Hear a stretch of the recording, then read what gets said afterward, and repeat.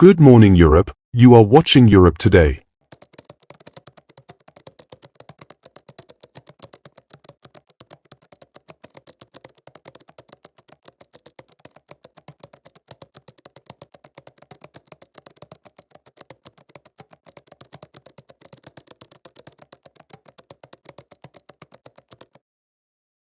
China, a nation of 1.4 billion people, that in the lifetime of anyone over the age of 35 has lifted hundreds of millions out of poverty and built a navy bigger than ours.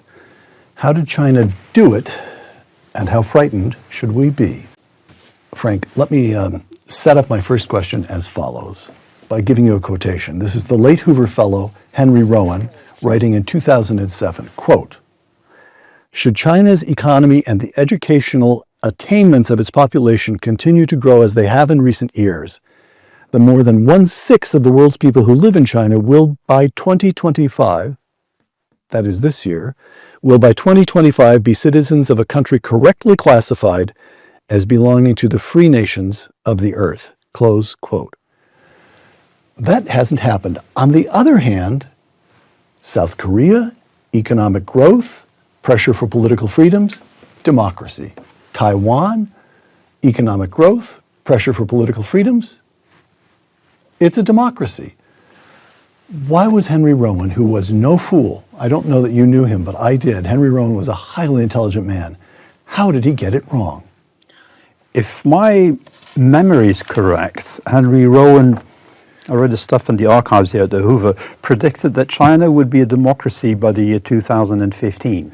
And this is the later, I'm going a little soft on him actually, because he revised that, he put it back a decade in a later article. Yes. Yes. But at first he thought it was going so quickly it would be 2015. You're quite right. Yes. So it does sound a little bit like assessments of the Soviet Union's economy in the 1960s and 70s. It will overtake the United States, but of course the date is constantly postponed until the moment where that entity implodes altogether in 91, 92. Why was he wrong, and so many others? It's a very good question.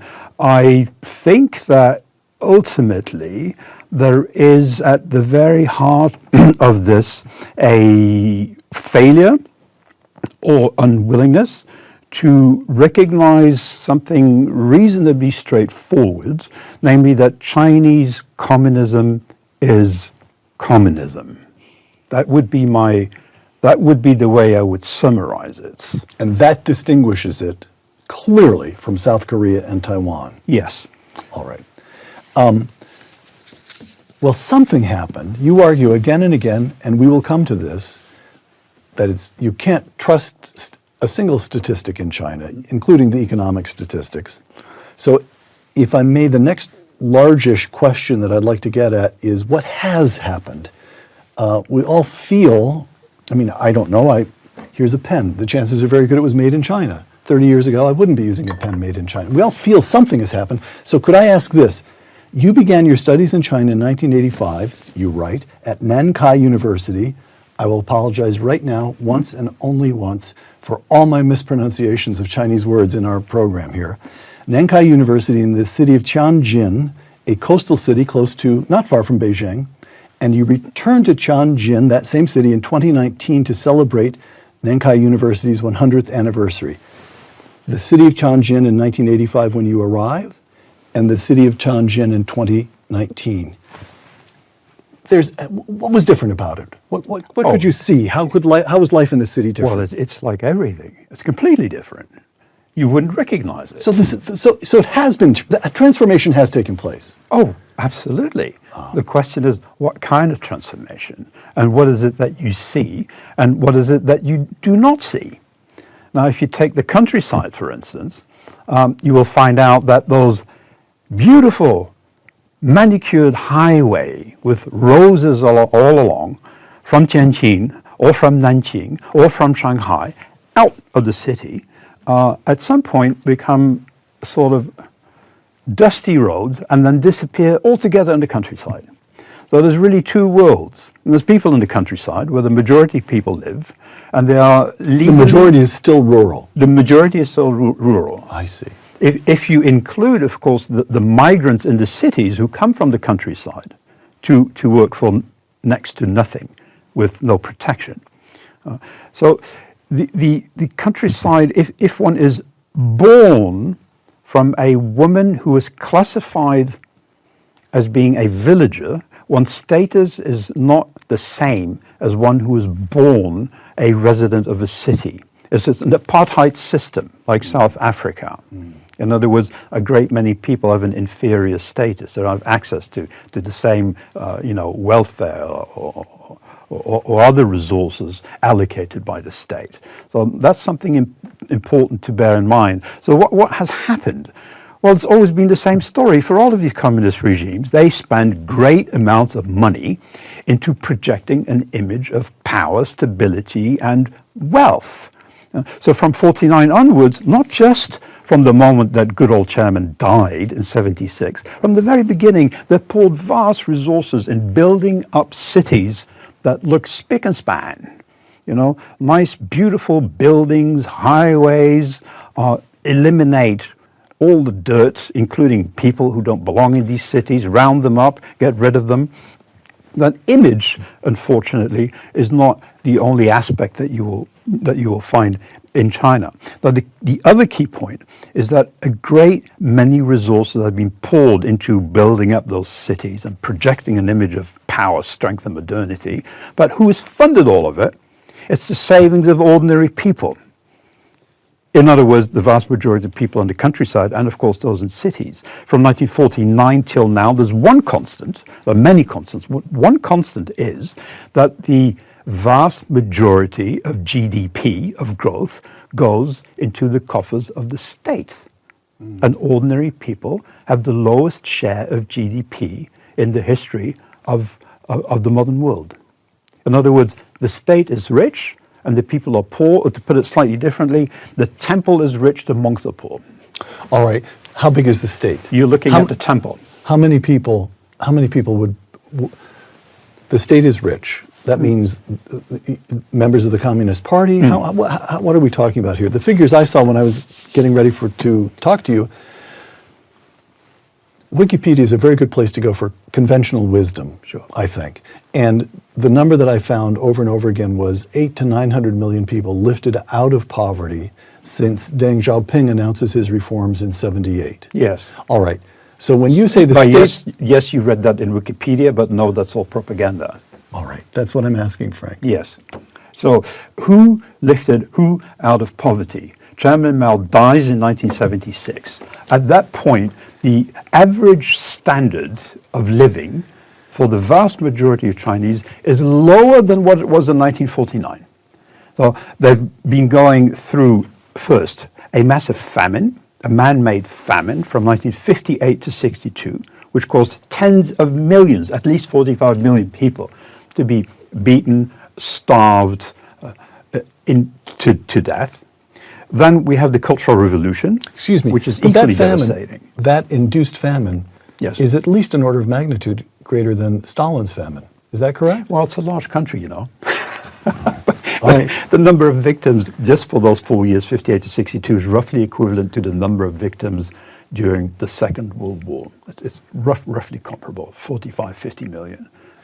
It's enormous, the vast majority of victims being in the countryside. All right. Then you have a Cultural Revolution, which pretty much devastates the entire country. So by the time this man dies at 76, people live in dire poverty. This is an extraordinarily backward country. So to somehow have some sort of growth from there onwards is actually not all that difficult. But the question is, who lifted who out of poverty? Even before Mao dies, ordinary people in the countryside, by 1972, when first every party member has been taken to task during the Cultural Revolution, and then the army, which was deployed in every farm, every factory, every office, from 1968 onwards, that army goes back to the barracks and is purged in turn. People in the countryside realize there's nobody there to supervise them. There's nobody there to tell them go and work in the collective fields. The boot is off their neck. The boot is off their neck. So they start operating underground factories. They open black markets. They trade among themselves. They take back the tools that belong to the collectors. They divide the land among themselves, frequently with the approval of the local party officials who are sick and tired of decades of revolutionary violence and poverty. So well before Mr. Deng Xiaoping returns to power in 1979, these collectives in the countryside have already been sapped from within. So what am I trying to say? I'm trying to say that Deng Xiaoping, when he allows the countryside to have a certain measure of economic freedom, he does it in order to maintain what he calls the backbone of agriculture in China, namely the collectivized economy. But in fact, he's merely putting the stamp of approval on something that escapes him altogether, namely the drive of ordinary villagers to claim back the freedoms they had before 1949. By 1982, the people's communes collapse. The hundreds of millions of people in the countryside have lifted themselves out of poverty. All right, this is an absolutely vital point, because it gets to the way we understand China today, and this notion that in one way or another, the regime, the government, I don't know what is a neutral word. You say what you want, but I should be trying to use neutral words. The government, the Communist Party, that it has achieved some degree of legitimacy. We have to grant it some degree of legitimacy, because when it came to power, China was poor and backward. And now, after, 7 decades of the CCP in power, at least half of the country is reasonably well off by global standards. And there are some thousands of real entrepreneurs and some thousands of truly rich people. And it has to be granted some legitimacy, because it has lifted these hundreds of millions of people from poverty. And Frank Dikotter says, not a chance. And I will go further. All it did was get out of the way enough to permit Chinese to be Chinese. Exactly. Exercise that whatever it is that makes people Chinese, somehow or other, there seems to be a particular cultural genius toward enterprise and organization. Is that correct? Yes, absolutely. All right. You allow ordinary people to get on with it, they will. But this is not a party that will allow ordinary people to get on with it. You got to remember that the key of the reforms, the party calls it 40 years of reform and opening up. That's the official slogan. So it starts in 79, 40 years all the way till roughly now. It's a little bit more than 40. So what is it they wish to achieve with reform and opening up, quote unquote? A little bit like the Russians, perestroika, Vietnam, doi moi. Who knows quite what it means. Yeah. Right. In fact, every run-of-the-mill dictatorship around the world from the late 70s, early 80s onwards start allowing farmers to have a private plot, foreigners to invest, and private entrepreneurs to participate. This is how these dictators manage to avoid complete and utter economic collapse. So it's hardly China that is being alone in doing this. But the key point is, what is it they wish to achieve? It's actually very straightforward. And when you say they, you mean the party? I mean the party. All right. What is the party wishes to achieve? It's very straightforward. Deng Xiaoping puts the 4 cardinal principles into the constitution, the party constitution, 1982. These 4 cardinal principles are being repeated time and again by every single leader. The last time I heard about it was, I think, in January, just before I left Hong Kong. This January. It was repeated by Xi Jinping when he wrote about it in one of the party's mouthpieces. So what are these 4 cardinal principles, which nobody ever seems to remember the moment you leave the People's Republic of China? It's very roughly, uphold Marxism, Leninism, Mao Zedong fought. Uphold the socialist way of doing things, the socialist economy. Uphold the dictatorship of the proletariat.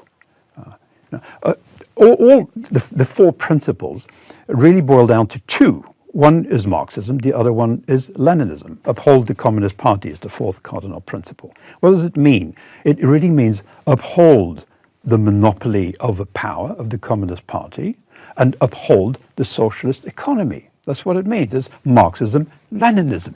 So this regime sets out to reinforce the socialist economy, transform it not get rid of it. All right. So let me ask you then, this will be a little bit crude, but you'll see the point I'm trying to get at. Let me just assert it. Again, it's crude. There are a couple of ways of looking at a big communist operation. And I'm going to call one the Tito model, Joseph Broz Tito. Now, there he is, trying to hold Yugoslavia together. And the Balkans, for centuries, not decades, centuries, are after each other on grounds of nationalism and religion. The Orthodox Serbs hate the Catholic Croatians, and they both hate the Muslim Bosnians. And so Tito uses communism precisely because it is useful. It is an instrument he can use to suppress nationalism and religion and hold the country together and prolong his power that way. Question, is Tito a believing communist? Answer, who cares? It doesn't matter. He's using it to hold together something that might otherwise fall apart, and that indeed the moment communism ended did fall apart. All right. And then the other model is, well, our colleague and friend Stephen Kotkin, who spent, as far as I can tell, more time examining Soviet archives than anyone else alive. And I once said to Stephen, what's the central finding? After all these decades of studying these documents, can you reduce it to one sentence? And Stephen immediately answered, they were communist. They really believed it. Even when you've got the Politburo talking among themselves at their ease, with no reason to posture for anyone, they still sound like communists. They really believed in some kind of worldwide revolution that Russia or the Soviet Union, forgive me, would lead. So is the CCP, China's a big country, the dialects are different, the regions are different. The history is extremely difficult through the late 19th century and into the first half of the, well, you could argue that it's still difficult now, but you've got warlords and the Cultural Revolution, violence. This is in the living memory of the people who are running the Communist Party today. And is it fair to say, who knows what they believe, but what they are saying is, we must have order. We will not permit that, the Cultural Revolution, the humiliation of our country by foreign imperialists, we will not permit that to happen again. Yeah. Or are they true believers? Well, they are both. So it goes back to what I said. That's the worst. Option 3 is the worst, Frank.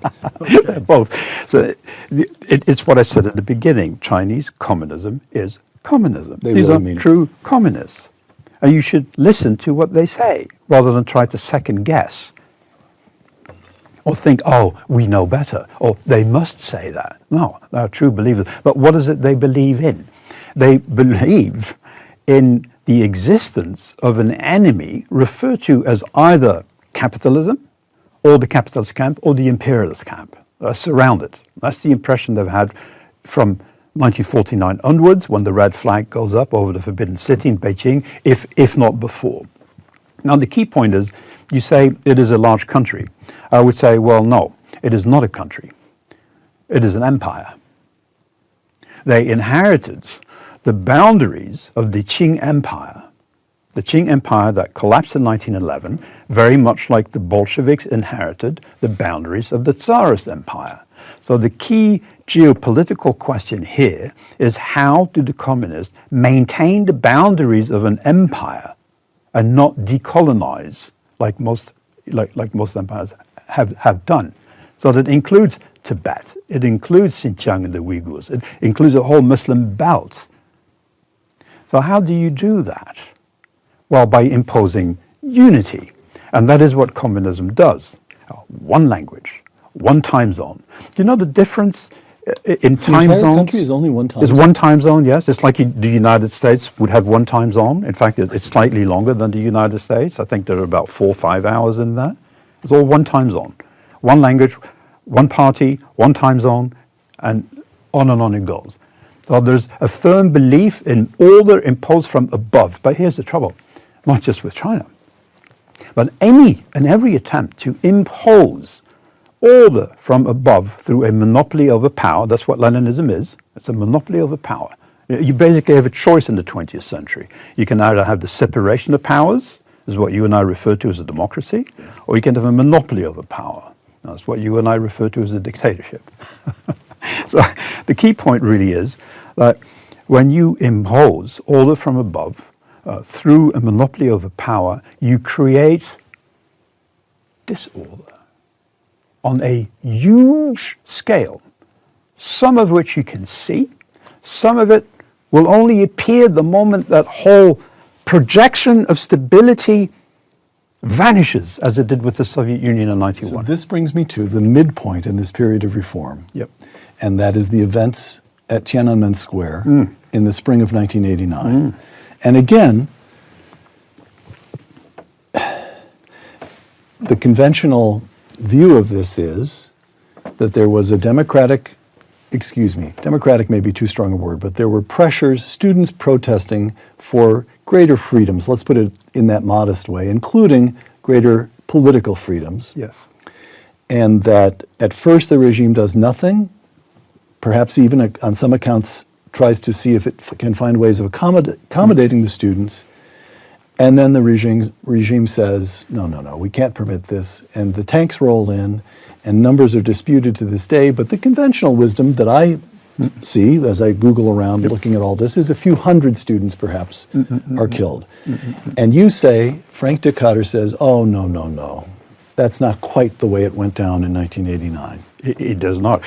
So you are quite right. It is portrayed as a student movement in favor of democracy. Yes. In Beijing, the capital.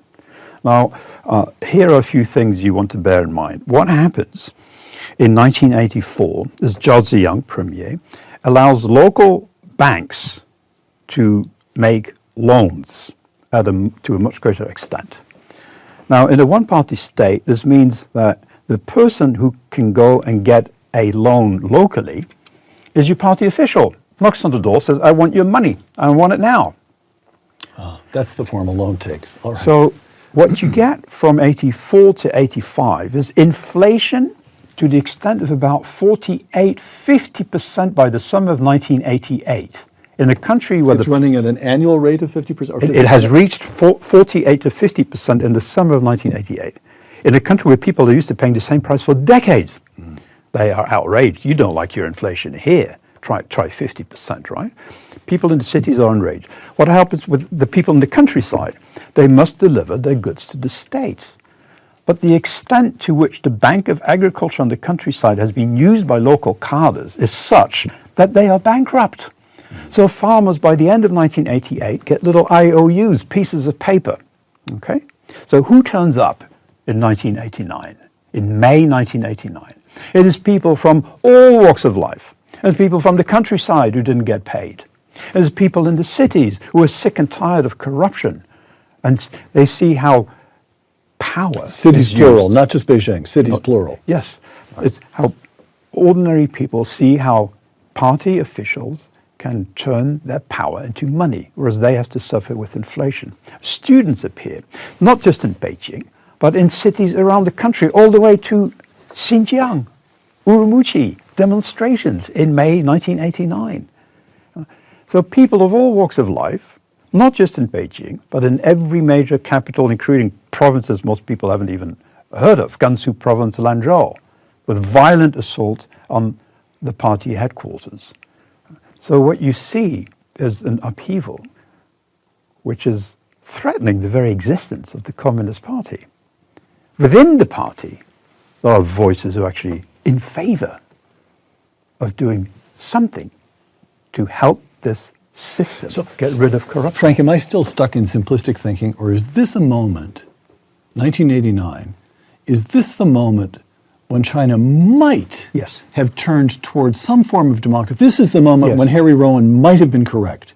They might have been able to choose in one way or another to move toward reforms of the kind that might ultimately lead to democracy. They have to choose between, what do they have to do? They have to choose between the good of the ordinary, of the common people, restoring some kind of economic order and economic growth on the one hand, or the power of the party on the other, and they say the power of the party. Yes, and there's a reason for that. I'll tell you that in a minute. All right. So on the 4th of June, 1989, the Poles in Poland, as it so happens, vote themselves out of communism. Yes, yes, yes. And that very Great day. same day, 200 tanks and 100,000 soldiers crush the population in Beijing. Now, why is it that they are They sent 100,000 soldiers? 100,000 soldiers and 200 tanks, plus other vehicles. It's a civil war, right? No mercy. And the army has been trying for several attempts to get back into the city. They were turned back by the citizens about 6 weeks prior to that. So about 2,600 to 3,400 people killed in Beijing alone. But the key point is that the leadership is not prepared to do very much about it. The key stakeholders here, the party members, overwhelmingly remember what happened during the Cultural Revolution. And what happened during the Cultural Revolution? What is the Cultural Revolution? There's an old man called Mao who is afraid that after having caused tens of millions of people to die during the Great Leap Forward, he will be shown the door. There will be a coup against him. He will be demoted. So he thinks very carefully, then how can I find who opposes me? He thinks, well, I'm going to try to. I will allow ordinary people to denounce every party member who has doubts about me. In other words, the Communist Party. That's the culture. The Cultural Revolution is people. Mao uses the people to purge the party, and then he uses the army to purge the people. So every party member who's been a victim of the Cultural Revolution remembers this and is afraid of ever allowing ordinary people to have a say. I see. Because during the first stage of the Cultural Revolution, people are up in arms and denounce every crime that has been committed by a local party member. Of course, Mao uses the people. He allows them to, criticize or take to task every person. Basically, Mao purges the party. That will not happen again. So these tanks, they send a very strong signal. That signal is very clear, resonates to this very day. Now, do not query the monopoly over power of the Communist Party of China. All right. 1989 takes place, and then China under Jiang Zemin and Hu Jintao. I'm sure I'm mispronouncing these, but we get, again, I'm just giving you what Wikipedia says. Yep. Under Jiang's leadership, China experienced substantial economic growth with the continuation of market reforms. So we get about 20 more years, according to the conventional wisdom, of economic growth. Hu Jintao succeeds Jiang, and his signal contribution is to take China abroad. We now have so much capital accumulated in China that we, the Chinese, begin investing abroad. And we get a signal moment in 2001. This is just at the transition between Jiang Zemin and Hu Jintao, when China joins the World Trade Organization with the support of the United States. I'm going to quote George W. Bush, president at the time, quote, WTO membership will require China to strengthen the rule of law and introduce certain civil reforms, such as the publication of rules. In the long run, an open, rules-based Chinese economy will be an important underpinning for Chinese democratic reforms, close quote. So as late as 2001, you have the President of the United States believing it all. And a great many others too. Did he get any of that right? No, of course not, and he should have known better. First He of should, all, all right. I want to get to that question of yep.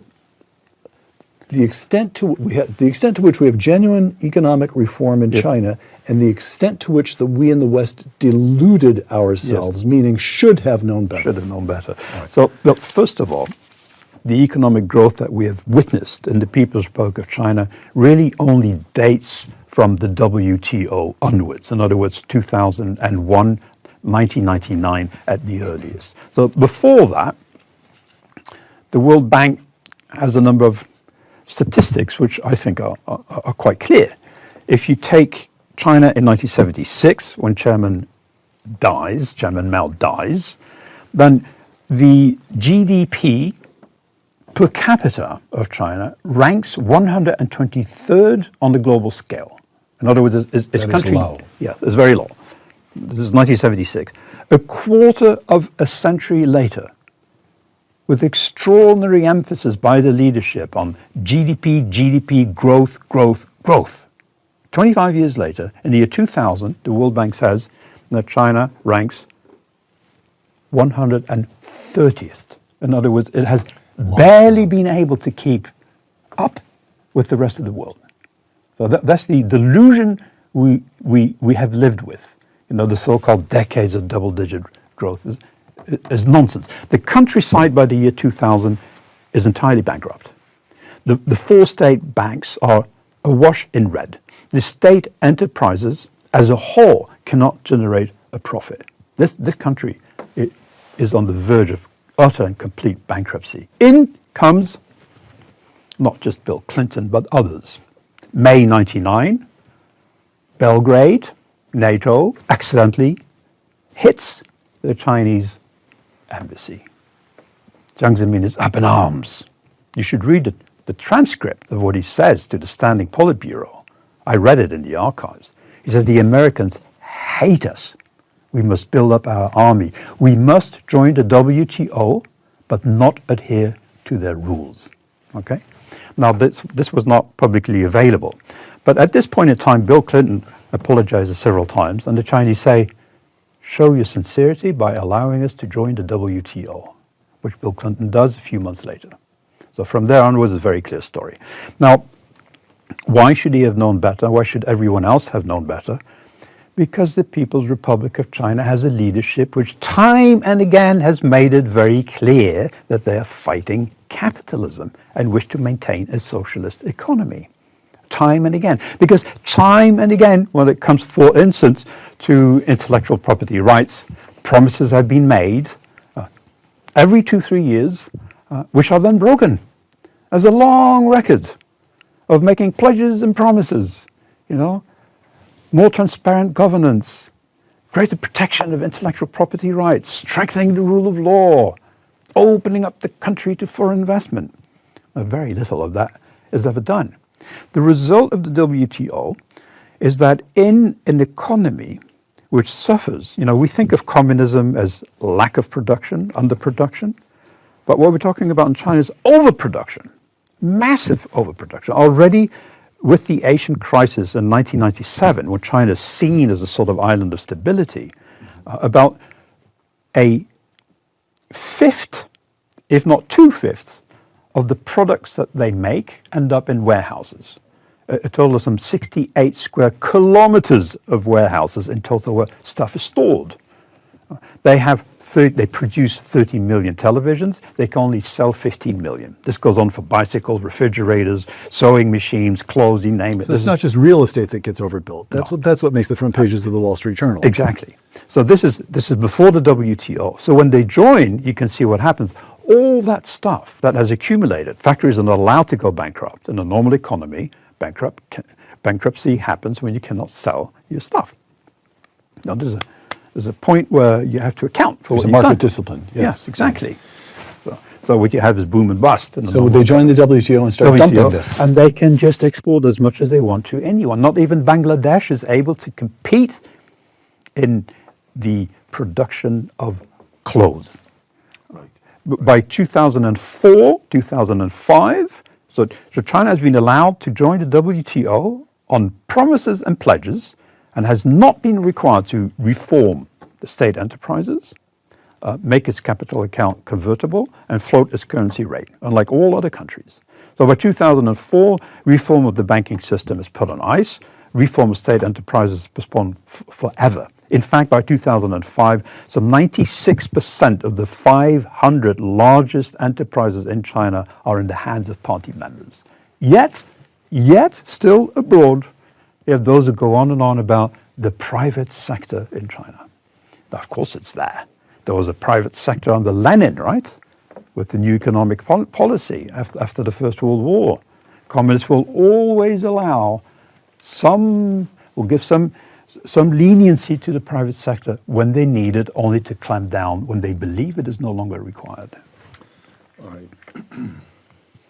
So, go ahead. Overproduction, the rest of the world must buy.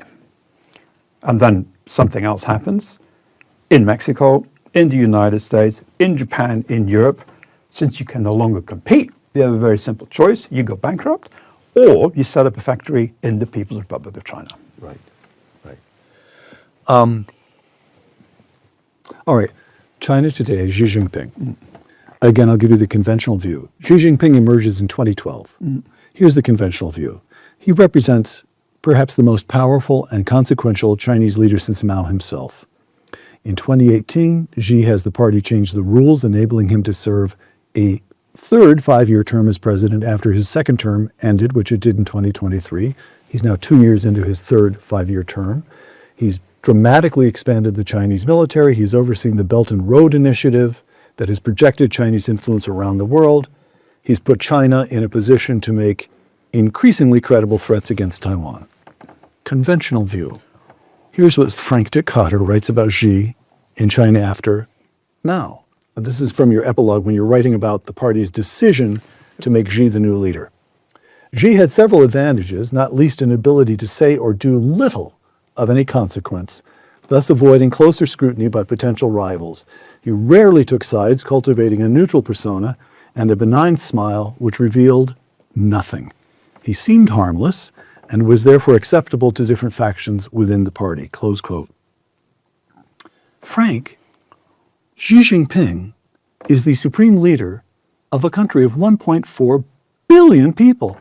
How can you dismiss him with the back of your hand like that? I don't dismiss him, he's very important. But you got to remember, quite a few dictators who seemed utterly harmless were picked as compromise candidates, including, of course, Nicolae Ceausescu, who was the youngest member at the time when he took over in the mid-60s.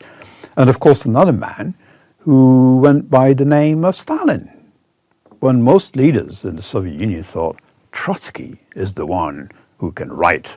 Trotsky is the one who can speak. Trotsky is a true revolutionary. Stalin is a mere scribbler. He's the bureaucrat. He's a bureaucrat. Yes. And he was very quiet, just like Xi Jinping. And he tried not to offend too many people. He bided his time. He was very clever. He was good at corridor politics. Oh, Xi Jinping is very good at corridor politics. Having said that, he is not substantially different from his predecessors. Take the issue, you mentioned Taiwan. Taiwan Strait crisis, 1955, under good old Chairman Mao. Again, 3 of the islands belonging to Taiwan bombed in 1958. Jiang Zemin, 1995 and 1996, sends missiles near the coast and over Taiwan. The third crisis, Deng Xiaoping himself in 74 says, we will never renounce violence. 79 says again, we will never renounce violence against Taiwan.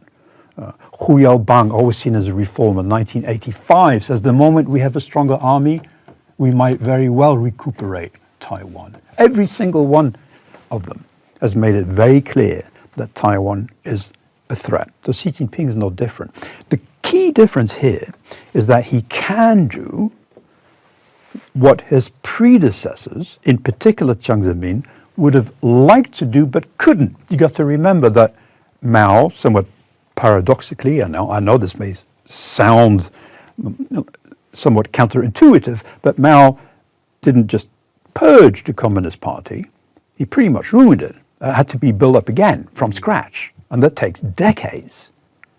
So he ruined the economy, he ruined the clout of the Communist Party, and that is being rebuilt very gradually over time.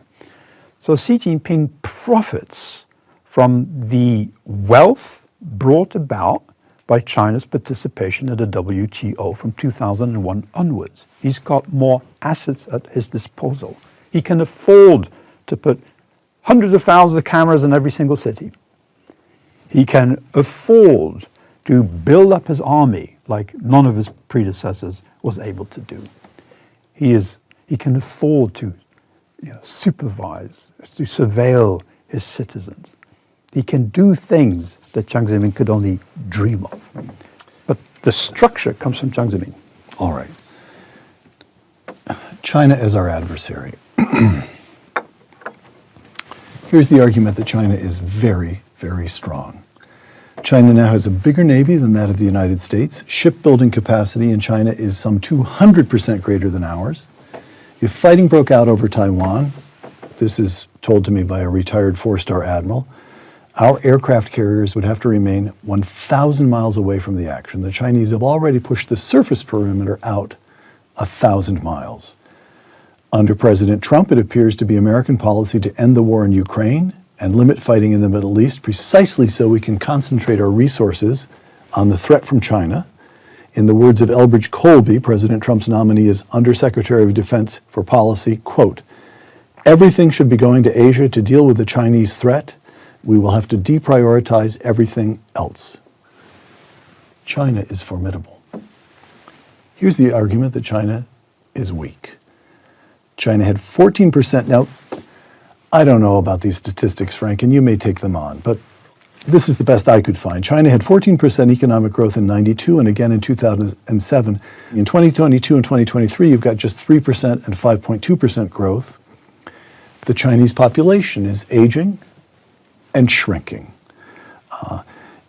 By 2100, the UN estimates almost half the Chinese population will be over the age of 65, which will make China even older than the population of Japan.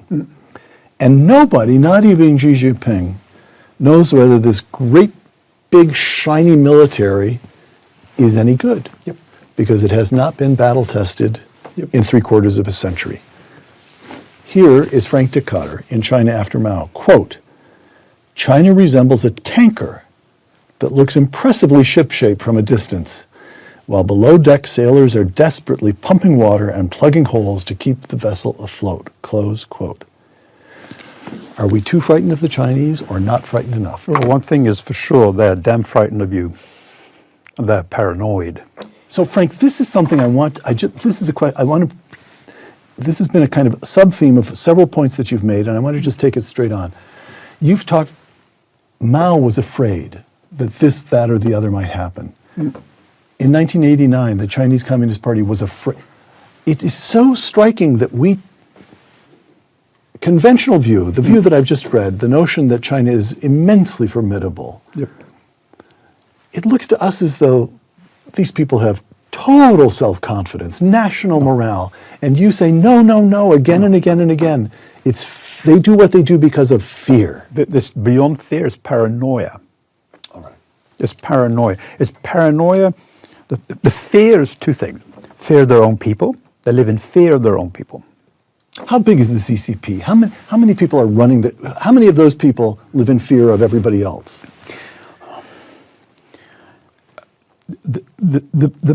If you're a party member, you get benefits. Right. So clearly you're not too keen on seeing your party being overthrown. Right.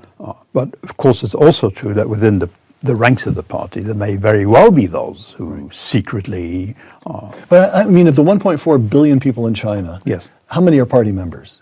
I would say about 100, 120 or so. 120 million? Yeah. Okay, roughly. so maybe it's 80 to 120. I haven't counted 8 recently. to 10%.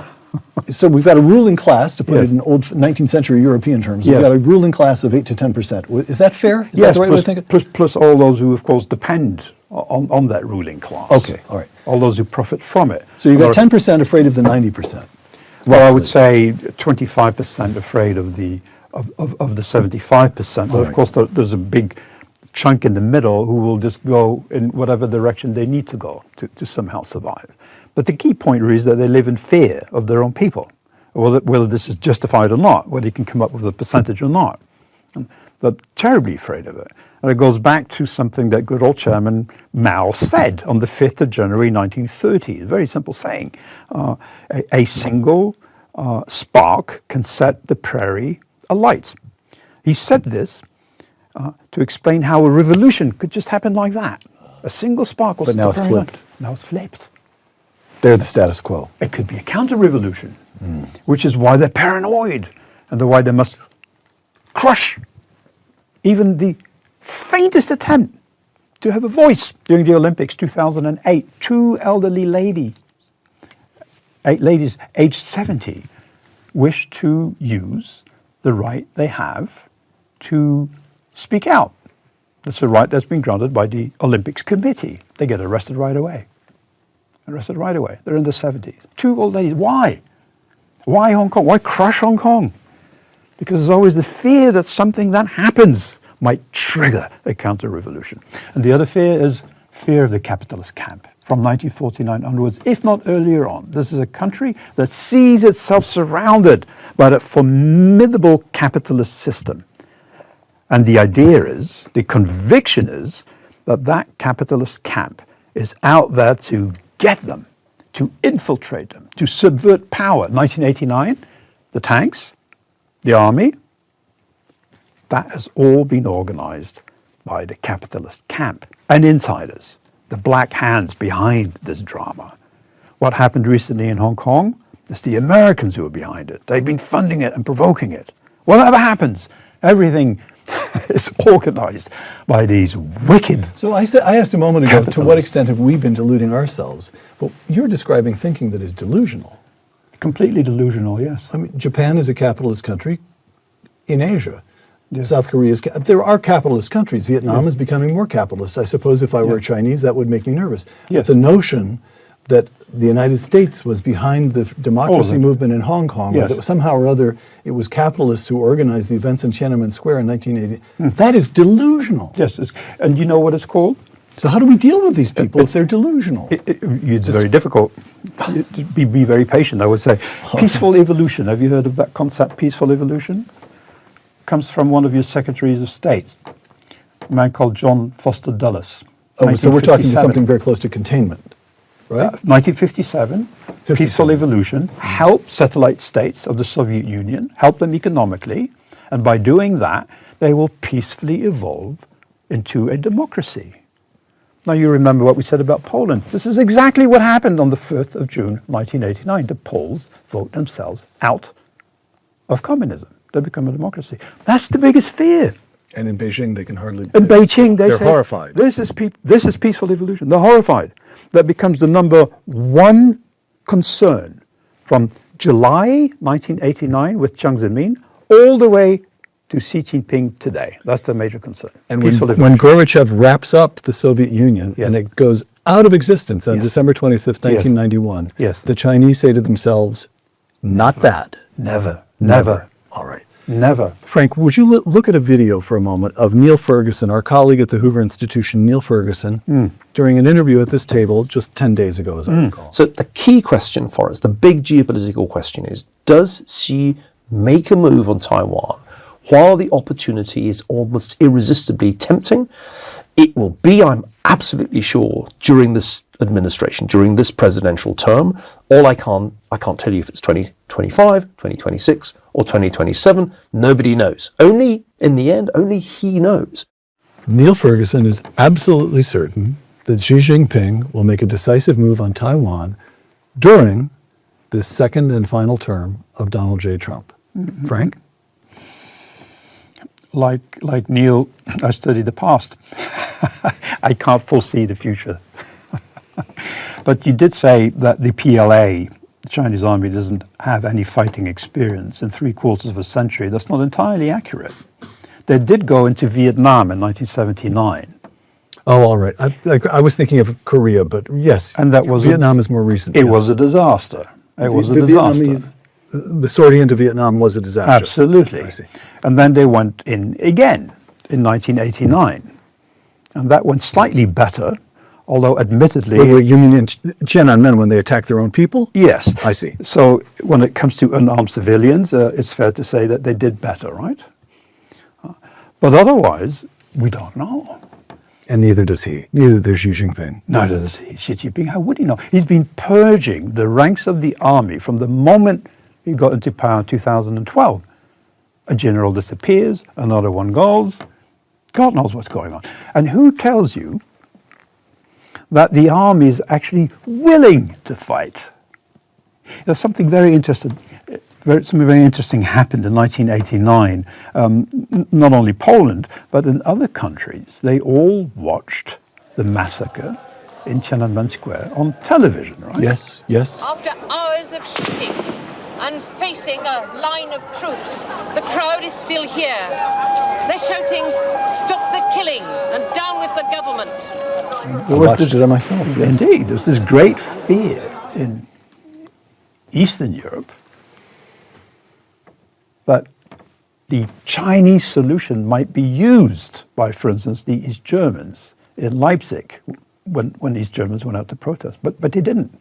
I think even the Russians realized, watching that, they realized we don't have it in ourselves. We just can't do that. We cannot apply a Chinese solution. And within years, the whole thing unraveled. So my question really is, can they fight? How corrupt are they?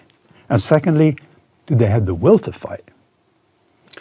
Frank, thank you, because I haven't slept since that interview with Neil. You're giving me some reason to sleep a little bit better tonight.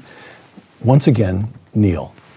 The fate of this administration and of Donald Trump's reputation hinges on whether his realpolitik, this Nixonian realpolitik that he, J.D. Vance, Marco Rubio are applying, whether it avoids China gaining Taiwan.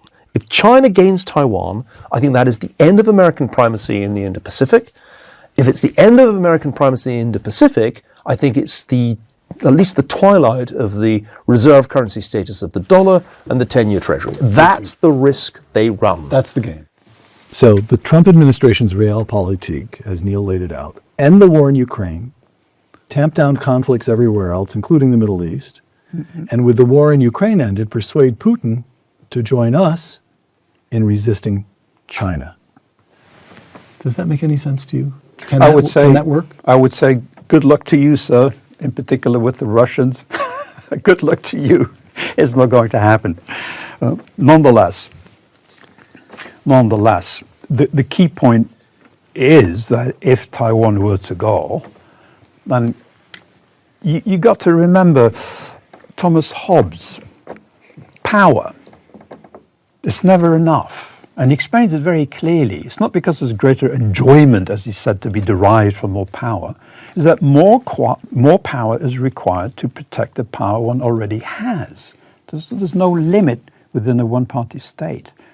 So the fear would be that once Taiwan has been acquired, then there might be an attack coming from Guam. So you must take Guam.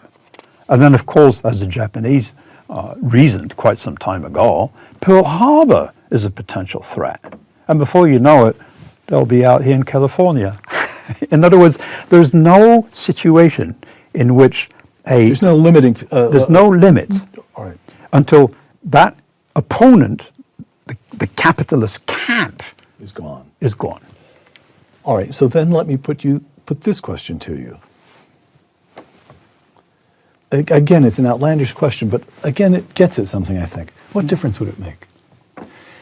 If Xi Jinping and the Chinese Communist Party got everything it wanted, how would it change life for us here in the United States?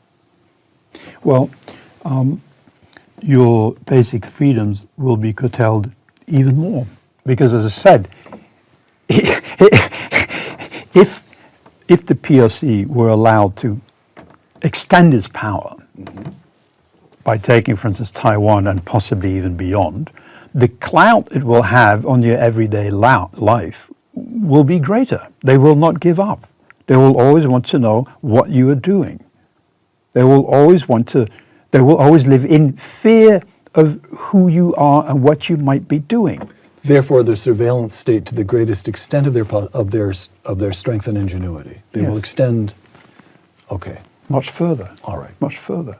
So, at a minimum, it will mean that when we're working on the computer will be watching us. For instance. Yes. All right. All right. So, a couple of questions about grand strategy. Now, I know that you're Dutch. You studied in Switzerland and London. You've lived a substantial part of your life in Hong Kong. You've only just moved. You've only just joined us here in California months ago. Yep.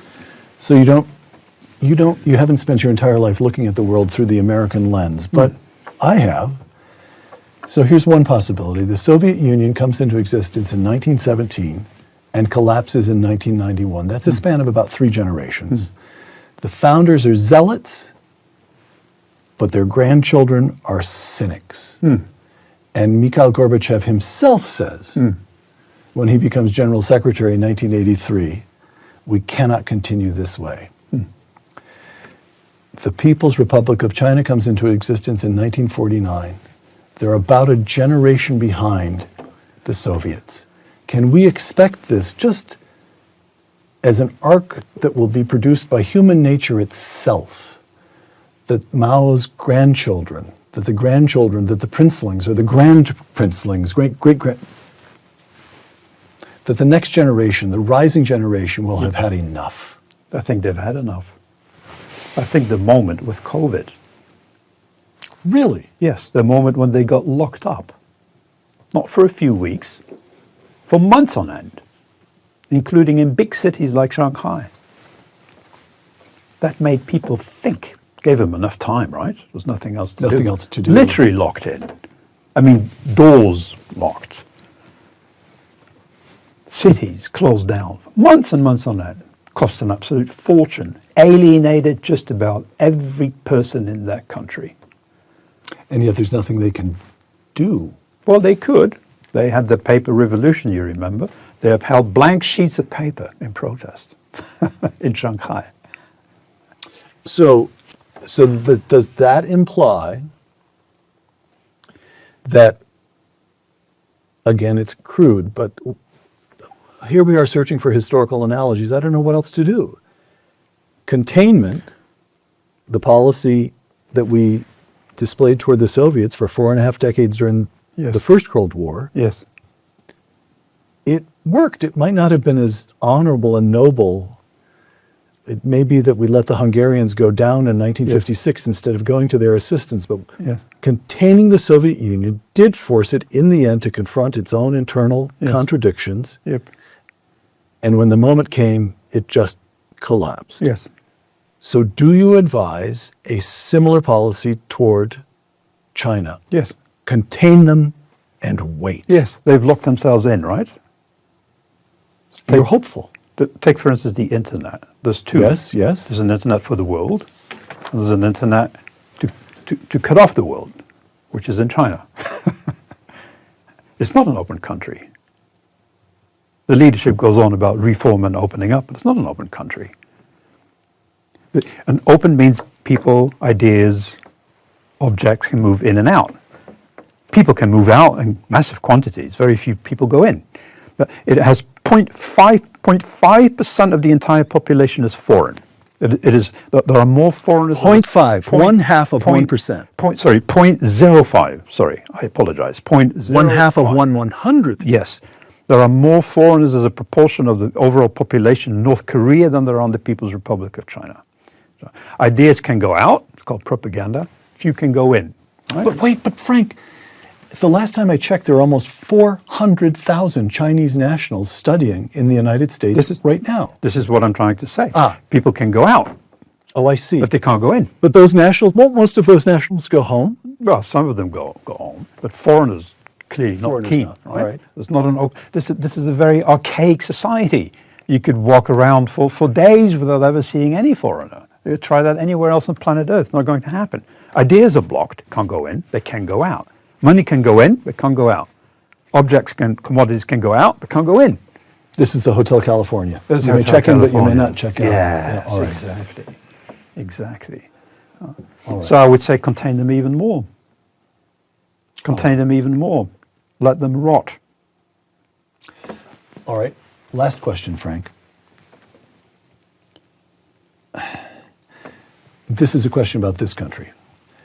The American diplomat George Kennan, who is in some ways the main author of the containment policy, writes at the beginning of the Cold War against the Soviet Union, the first Cold War, quote, I'm quoting Kennan, "The thoughtful observer of Russian-American relations will find no cause for complaint in the Kremlin's challenge to American society. By providing the American people with this implacable challenge, Providence has made their entire security as a nation dependent on their pulling themselves together and accepting the responsibilities of moral and political leadership that history plainly intended them to bear." Close quote. That was at the beginning of the American struggle against the Soviet Union. And it worked. The American people did pull themselves together enough. It wasn't an unmarked, glorious 4.5 decades, but they pulled themselves together enough. Is this country up to containing China? Can the American people do it again? There's been a sea change, right? And a sea change that predates COVID In America. in America, but COVID accelerated that. And it was difficult to believe how naive this country was about the PRC and how many people were naive about the PRC. Up to roughly 2018-19, and particularly COVID 2020, there's been a complete change there. My only fear might be change has gone too far. It is an evil empire, no doubt, but it's not a superpower. You got to remember there were people who would go to Siberia in the 1960s and come back to the United States and say, oh God, why are we even fighting the Soviet Union? These people have discovered a superior system. Their economy will overtake ours. Let's not even try. Well, that's the PRC. Now, all these regimes, as I said in the beginning, are very good at projecting power, but what you find behind it is a very frail empire. Now, Xi Jinping himself lives in fear, not just of the capitalist camp, as he calls it, but of number 2, 3, 4, 5, and everyone around him. You cannot approach him without going through a metal detector. Dictators live in fear and paranoia about everything and everyone around them. You must keep tabs on just about everyone. That's his daily routine. You think he's got time to think about grand strategy and this and that? Oh, this is a machine that keeps on, churning on, if you wish. But inside, it's much weaker than it appears. So don't underestimate the clout that the United States have and a great many other democracies. And yes, people are fed up inside China. And yes, the population has probably reached a peak already a few years ago. You said 1.4 billion. I've seen that figure many, many times. But there's at least one economist in this country from the PRC who says these numbers are fake. And it's probably already less than India. It's probably more like 1.3 billion. So Taiwan, yes, of course it's a threat. Imagine that during the Soviet Union, the Soviets come, take Cuba, drag this island all the way up, if it were possible, right, and place it somewhere between, say, New York and Washington.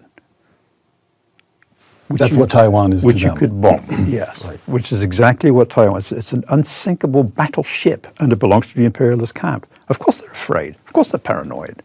Of course they believe that the Americans are hypocrites. They say they're true friends. Had they been true friends, they would have handed over Taiwan on a golden plate, which they never did. So, Frank, you'd put your money on the United States? Yes.